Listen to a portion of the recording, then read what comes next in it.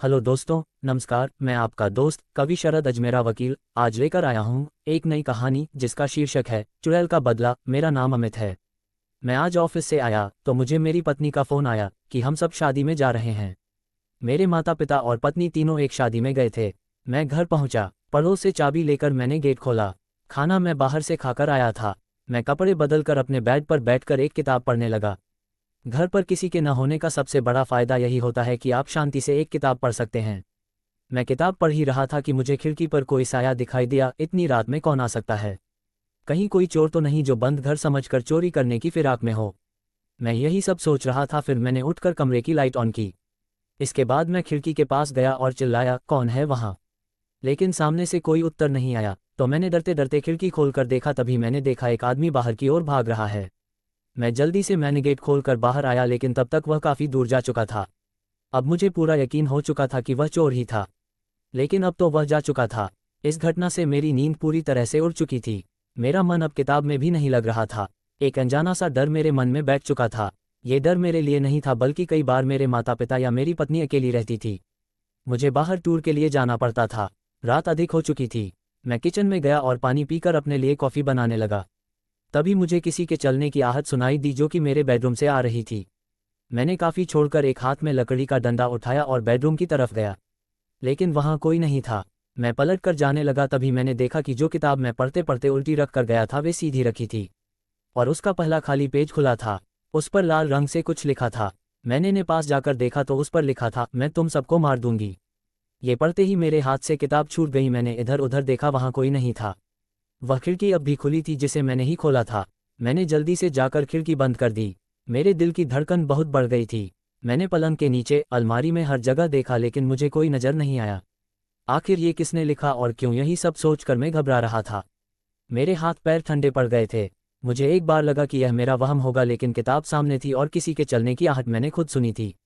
मैं जल्दी से किचन में गया और अपनी कॉफ़ी उठा लाया, फिर बेड पर बैठकर कॉफ़ी पीने लगा। कॉफ़ी पीते पीते मैंने किताब उठाकर उस लिखे हुए को हाथ से छूकर देखा। मेरे हाथ से कॉफ़ी का मग छूटकर फर्श पर गिर गया। मैंने जैसे ही उस लिखे हुए पर हाथ फेरा, मुझे एहसास हुआ कि यह तो किसी के खून से लिखा गया है, जो कि अभी ठीक से सूखा नहीं था, और कुछ खून मेरे हाथ पर भी लग गया था। मैं जोर जोर से चिल्लाने लगा, कौन है? सामने आओ। कौन मुझे मारना चाहता है? लेकिन कोई जवाब नहीं मिला। मैं थककर पास पड़े सोफे पर बैठ गया। मैंने सामने दीवार पर लगी घड़ी की ओर देखा, उसमें 3 बज रहे थे। मैं घबरा कर इधर उधर चक्कर लगा रहा था। इसी तरह सुबह के 5 बज गए। बाहर थोड़ा दिन निकल आया। मैं बेड पर आंखें बंद किए लेटा था। तभी फ़ोन की घंटी बजी। दूसरी ओर मेरी पत्नी थी। सुनो जी, हम निकल चुके हैं, बस 1 घंटे में घर पहुंच जाएंगे। मैंने फ़ोन रखकर जल्दी से कॉफ़ी का मग समेटा, फर्श को साफ किया और उस किताब को बंद करके सामने अलमारी में रख दिया। मैं किसी को कुछ बताना नहीं चाहता था। 1 घंटे बाद मेरे माता पिता और पत्नी तीनों आ गए। सभी बाहर सोफे पर बैठकर बातें करने लगे, जैसे शादी में क्या क्या हुआ, कौन कौन आया था। मैं बेमन से सबकी बातें सुन रहा था। तभी मेरी मम्मी ने मुझे टोका, क्या बात है अमित, कुछ परेशान दिख रहा है? तेरी आंखें भी लाल हो रही हैं। क्या रात को सो नहीं पाया? मैंने मुस्कुराते हुए कहा, नहीं मम्मी, ऐसी कोई बात नहीं है, मैं रात देर तक किताब पढ़ता रहा, नींद नहीं आ रही थी। मेरी पत्नी आशा ने कहा, मैं सबके लिए चाय बनाकर लाती हूँ, फिर आराम कर लेना, आज तो आपकी छुट्टी है। मैंने हाँ में सिर हिलाया। आशा चाय बनाने चली गई। मेरी मम्मी अपने कमरे में जाकर बेड पर लेट गईं।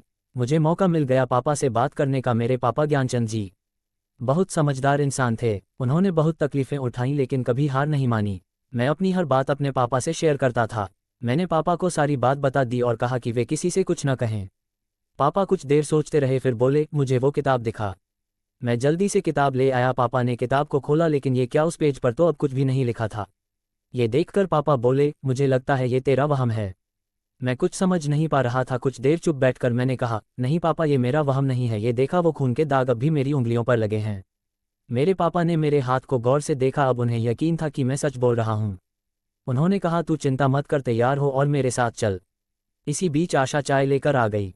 हम तीनों ने चाय पी। इसके बाद मैं तैयार होकर पापा के साथ बाहर निकला। हम गाड़ी में बैठकर पापा के बताए पते पर चल दिए। हाँ, पहुंचकर मैंने देखा यह एक पुरानी सी हवेली थी, लेकिन अच्छी तरह से सजी हुई थी। पापा जैसे ही अंदर पहुंचे, एक बुजुर्ग से व्यक्ति ने आकर कहा, अरे भाई ज्ञानचंद, आज अचानक बहुत दिनों बाद आए। पापा उनके गले लग गए। मैं कुछ समझ नहीं पा रहा था। फिर पापा ने कहा, वो अब फिर से मुझे धमकी दे रही है, मेरे बेटे को धमका रही है। उसे रोकना होगा। कल ये मेरा बेटा अमित घर में अकेला था। वह इसकी किताब पर लिख गई कि वह हम सबको मार देगी। देख भाई कमल, इसका कुछ बंदोबस्त कर, मेरे परिवार पर आंच नहीं आनी चाहिए। कमल जी कुछ देर सोच में पड़ गए, फिर उन्होंने कहा, भाई साहब यही सब कुछ दिन से मेरे साथ भी हो रहा है। तरह तरह से मुझे धमकी मिल रही हैं। मुझे लगा कहीं तेरे साथ भी यही सब न हो रहा हो, इसीलिए मैंने कल एक आदमी को तेरे घर भेजा था। वह खिड़की से झांक कर अंदर देखने की कोशिश कर रहा था। तभी कोई उस पर चिल्लाया और वह भाग लिया। मैंने कहा, हाँ अंकल वो मैं ही था। मुझे लगा कोई चोर है, लेकिन ये सब क्या है मुझे भी बताओ। मेरे पिता मुझे कुछ बताना नहीं चाहते थे, लेकिन कमल जी ने कहा, बेटा आज से करीब 30 साल पहले हम दोनों एक गांव में रहते थे। वहाँ एक औरत थी जो कि तंत्र मंत्र करके सीधे सादे गांव वालों को ठगती रहती थी, उन्हें डरा कर पैसे ऐंठती थी। हम दोनों शहर से पढ़कर गए थे, इसलिए हम उससे नहीं डरते थे। हमने गांव वालों को इकट्ठा किया और उसके घर पहुंच गए। उस समय वह एक बच्चे की बलि देने की तैयारी कर रही थी। हमने पुलिस को फ़ोन कर दिया था, लेकिन पुलिस समय पर नहीं पहुंच पाए। इधर गांव वाले उससे पहले ही गुस्सा थे। जब उन्होंने एक बच्चे को देखा तो वहां लेटा था, उसके मुंह पर सिंदूर लगा हुआ था, पास ही में एक तलवार रखी थी। ये देखकर गांव वालों ने उस पर हमला कर दिया। हम गांव वालों को रोकते रहे कि इसे सजा कानून देगा, लेकिन हमें सबने पकड़ लिया और फिर उसी तलवार से उसे मौत के घाट उतार दिया। मरते मरते उसने हम दोनों की ओर देख कहा, जैसे मैं आज तड़प कर मर रही हूं ऐसे ही तुम दोनों का परिवार मरेगा।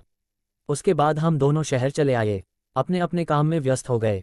शादी हो गई, बच्चे हो गए, हम इस सब को भूल गए। लेकिन समय समय पर गांव से खबरें आती रहती थीं कि जिन दो लोंगे ने उसे तलवार से मारा था, उनकी लाश कुछ दिन बाद पेड़ से लटकी मिली। हम दोनों डर गए थे, लेकिन किसी को कुछ नहीं बताया। आज 30 साल बाद लगता है उसकी आत्मा को हमारे बारे में पता लग गया है। बेटा तू चिंता मत कर, हम इसका कुछ न कुछ इंतजाम कर लेंगे। ये सुनकर मेरे होश उड़ गए। इतना सब कुछ छुपा था इस सब के पीछे। मैं सोच में पड़ गया। वहाँ कुछ देर बातें करके मैं पापा के साथ घर आ गया। रास्ते में पापा ने किसी को कुछ न बताने की कसम मुझे दे दी थी। अचानक मेरा परिवार इतने बड़े संकट में पड़ गया, जिसमें हमारा कोई कसूर नहीं था। ये सोच सोच कर मेरा हाल बेहाल होता जा रहा था। घर आकर मैं सोने चला गया। अगले दिन मैं ऑफिस गया और जाते समय पापा को हिदायत दी कि वे घर पर ही रहें। ऑफिस के सारे काम निपटा कर मैं शाम होते ही घर आ जाता था। रात को जगता रहता था। मुझे अब घर के हर कोने से डर लगता था। चिंता अपनी नहीं थी, लेकिन माता पिता और पत्नी को लेकर मैं बहुत डर गया था।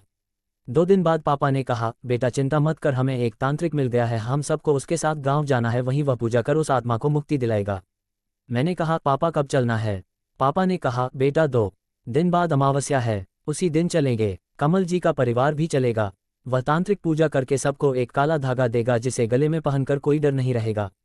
फिर वह आत्मा की मुक्ति के लिए यज्ञ करेगा। तय समय पर हम सब गांव पहुंच गए। वहां हमारे पुराने घर में तांत्रिक ने पूजा शुरू कर दी। पूजा करने के बाद उसने काला धागा सबको दिया। सब ने उसे पहन लिया। मेरी मम्मी और आशा कुछ समझ नहीं पा रहे थे, उन्हें बस इतना पता था कि ग्रह शनाती की पूजा है। उसके बाद तांत्रिक ने सभी घर वालों को वहां से जाने के लिए कहा, केवल मैं, मेरे पापा और कमल जी वहां रह गए थे। अब तांत्रिक ने हवन शुरू किया। मंत्रों को उच्चारण कर वह आहुति दे रहा था। तभी कुछ ऐसा हुआ जिसे देखकर मेरे होश उड़ गए। कमल जी के अंदर वह आत्मा आ गई। वे इधर उधर हाथ पैर मारने लगे। तांत्रिक ने 1-2 आहुति दी और वे बेहोश होकर एक और लुढ़क गए। कुछ देर और हवन करने के बाद तांत्रिक बोला, जाओ सब चिंता छोड़ दो, उसे मुक्ति मिल गई, अब वो कुछ नहीं करेगी। ये सुनकर हमारी जान में जान आई। मैंने पानी के छींटे मारे तो कमल जी को होश आ गया। वे काफ़ी कमजोरी महसूस कर रहे थे। सब काम निपटा कर हम घर आ गए, लेकिन अब भी हमें 1 महीने तक वह काला धागा अपने गले में पहनना था। कुछ दिन सब ठीक चलता रहा। एक दिन मैं ऑफिस से घर आया, गाड़ी घर के नीचे खड़ी कर रहा था। तभी एक आदमी मेरे पास आया और बोला, तुम्हें लगता है तुम बच जाओगे? नहीं, वह तुम सबको नहीं छोड़ेगी, वही यहीं है, कहीं नहीं गई है। मेरा हाल देखो। वह आदमी बहुत डरावना था। उसका चेहरा बहुत भयानक था, फटे हुए कपड़े। मुझे लगा शायद कोई पागल है, लेकिन वो मुझे देखकर हंस रहा था। कुछ देर बाद बोला, मुझे सब पता है, देख उसने मेरा क्या हाल कर दिया। अगर यकीन न हो तो अपनी बाप से हरिया के बारे में पूछना, मैं ही हरिया हूँ, तेरे बाप को मालूम है। वह आगे चला गया। मैं सन रह गया और उसे जाता देखता रहा। फिर मैं वापस आया और अपने पापा से पूछा, पापा ये हरिया कौन है? अभी बाहर मिला था, कह रहा था वो कहीं नहीं गई है, तुम्हें नहीं छोड़ेगी। पापा ये सुनकर घबरा गए और बोले, अगर वह कह रहा है तो सच ही है, लगता है वह हमें धोखा दे गई। मुझे कुछ समझ नहीं आ रहा था, न इसका कोई समाधान मिल रहा था। अब न जाने हमारे परिवार के साथ आगे क्या होगा। मैंने पहली बार अपने पापा को इतना परेशान देखा था। उन्होंने आगे कहना शुरू किया, बेटा मुझे लगता है हमें कुछ बड़ा सोचना पड़ेगा। इससे पहले कि वह हमारे परिवार के साथ कुछ गलत करे, हमें उससे बचने का उपाय करना होगा। मैंने हाँ में अपना सिर हिलाकर सहमति दी। कुछ देर बाद हम कमल जी से मिलने पहुंच गए। पापा ने उन्हें सारी बात बताई। कमल जी ने ये सब सुना और कहा, ये भी हो सकता है कि हरिया को कुछ पता ही न हो, वह अपने मन से बातें बना रहा है। इस पर मेरे पापा ने कहा, नहीं कमल, ऐसा नहीं है, वह चुड़ैल हरिया के जरिए अपना संदेश हमें पहुंचा रही है। वह बहुत चालाक है, चलो एक बार उस तांत्रिक को ये सब बताते हैं, क्योंकि उसके काले धागे की वजह से ही वह हम पर हमला नहीं कर पा रही है। अगले दिन हम दोनों कमल जी के साथ उस तांत्रिक के पास पहुंच गए। पूरी बात सुनने के बाद उसने कहा, हाँ मुझे भी कुछ तो गलत लग रहा था कि इतनी आसानी से वह कैसे मुक्त हो गई। मुझे लगता है जब मैं आंखें बंद करके मंत्र का उच्चारण कर रहा था, वह उसी समय चली गई थी। तांत्रिक की बात सुनकर हम तीनों बहुत डर गए थे। हमें एहसास हो गया था कि यह तांत्रिक कुछ नहीं कर पाएगा, इसलिए हम बिना कुछ बोले वहां से बाहर आ गए। कमल जी ने कहा, अब क्या करें ज्ञानचंद जी। उनकी बात सुनकर मेरे पापा ने कहा, चलो आज ही गांव चलते हैं, वहां उन्हें गंगा ताई ही है तो अब हमें कोई रास्ता दिखा सकती हैं। बस दुआ करो कि वो जिंदा हो, बहुत साल से उनकी कोई खबर नहीं मिली है। हम गाड़ी में बैठकर सीधे गांव पहुंच गए। गांव वालों से गंगा ताई के बारे में पूछा तो उन्होंने बताया कि वो बीमार हैं। हम उनके घर पहुंच गए। पहले तो उन्होंने किसी को पहचाना नहीं, फिर जब पापा और कमल जी ने अपना परिचय दिया तो वो पहचान गईं। गंगा ताई ने जो कुछ बताया उसे सुनकर हमारे रोंगटे खड़े हो गए। उन्होंने कहा, मैंने ही उन दोनों लड़कों के परिवार को उस चुड़ैल से बचाया था। वह उस समय बहुत क्रोध में थी और उनके भी पूरे परिवार को मारना चाहती थी। ये सुनकर मेरे पापा ने ताई जी के पैर पकड़ लिए। गंगा ताई, हम बड़ी उम्मीद लेकर आए हैं, हमें और हमारे परिवार को भी बचा लीजिए। ये सुनकर गंगा ताई ने कहा, तुम भूल रहे हो मैंने क्या कहा। मैंने कहा मैंने उनके परिवार को बचाया था, बदले में चुड़ैल को उन दोनों का शिकार बनना पड़ा था। अगर तुम्हें अपने परिवार को बचाना है तो तुम दोनों को मरना पड़ेगा।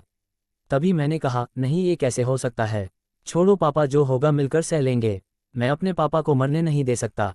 गंगा ताई चिल्लाकर बोली, तो क्यों आए हो, मेरे पास चले जाओ यहाँ से और मरो जाकर। मेरे पापा और कमल जी ने किसी तरह उन्हें शांत किया। तब गंगा ताई ने कहा, सुनो, मैं उस चुड़ैल को बुलाऊंगी, फिर तुम्हें उसे सौंपने का वचन दूंगी, बदले में तुम्हारे परिवार को छोड़ने का वचन उससे लूंगी।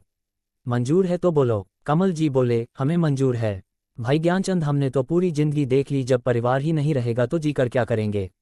अपने परिवार के लिए हमें अपने प्राण दे देने चाहिए। पापा ने भी हाँ में सिर हिलाकर उनका समर्थन किया। मैं कुछ बोल नहीं पा रहा था, लेकिन मेरा मन छटपटा रहा था। मैं अपने पापा को खोना नहीं चाहता था। 2 दिन बाद का समय निश्चित हुआ, हमें अपने अपने परिवार के साथ वहां आना था।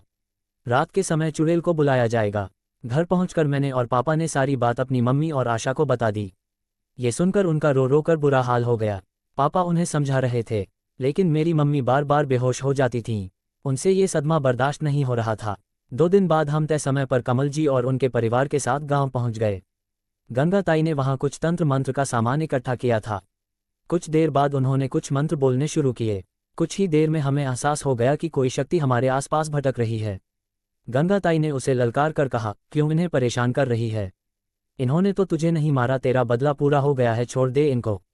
उस परछाई ने हंसते हुए कहा, तू इन्हें नहीं बचा पाएगी, मैं इन सबको मार दूंगी। गंगा ताई बोली, इनके परिवार को छोड़ दे, बदले में मैं इन दोनों को तुझे सौंप दूंगी। परछाई बोली, ठीक है, मैंने तेरी बात मान ली, इन्हें मेरे हवाले कर दे। गंगा ताई ने कहा, जाओ तुम दोनों उस खेत में चले जाओ, मैं इससे ज्यादा कुछ नहीं कर सकती। मुझे बहुत गुस्सा आ रहा था। मैंने चिल्लाते हुए कहा, हिम्मत है तो मुझे मार के दिखा, इन बुजुर्गों पर क्या अपनी शक्ति दिखा रही है। गंगा ताई ने कहा, ज्ञानचंद रोक अपने बेटे को, नहीं तो ये भी जान से जाएगा। इसे पता नहीं वो कितनी शक्तिशाली है। मेरे पापा मेरे पास आए और अपने हाथ से मेरा मुंह बंद कर दिया और बोले, इसे माफ कर दे, ये बच्चा है, मैं मरने के लिए तैयार हूं। फिर मेरे पापा ने कहा, बेटा सबका ध्यान रखना, मेरे तेरा साथ यहीं तक था, अब मेरे जाने का समय आ गया है। मैंने आज तक कभी हिम्मत नहीं हारी, तू भी हिम्मत से काम लेना। ये सब देखकर मेरी माँ बेहोश हो गईं। मेरी पत्नी आशा रो रही थी और माँ को संभाल रही थी। कुछ ही देर में कमल जी मेरे पापा को साथ लेकर उस खेत में चले गए।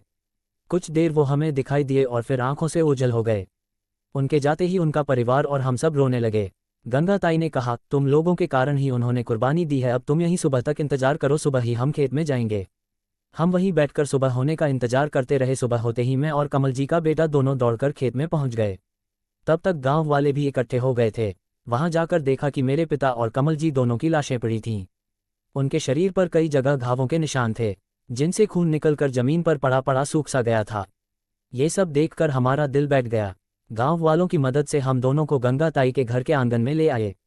चुड़ैल का बदला पूरा हो गया था। वहीं गांव में दोनों का अंतिम संस्कार करे हम सब वापस आ गए। पिताजी के जाने के कुछ दिन बाद ही मेरी मां ने भी प्राण त्याग दिए। ये सदमा वो बर्दाश्त नहीं कर पाईं। आज कई सालों बाद भी मैं ये सब सोचकर सिहर जाता हूँ। आज भी मेरा मन करता है कि उस चुड़ैल से बदला लूं। लेकिन ये सब शायद हमारे वश में नहीं है। तो दोस्तों, इस तरह से चुड़ैल का बदला पूरा हुआ। कृपया आप लोग कमेंट करके बताएं कि कहानी आपको कैसी लगी। जो कमेंट करेंगे उनका नाम अगली कहानी में पढ़ूंगा मैं। वीडियो को कृपया लाइक करें, चैनल को सब्सक्राइब करें और अधिक से अधिक शेयर करें। धन्यवाद।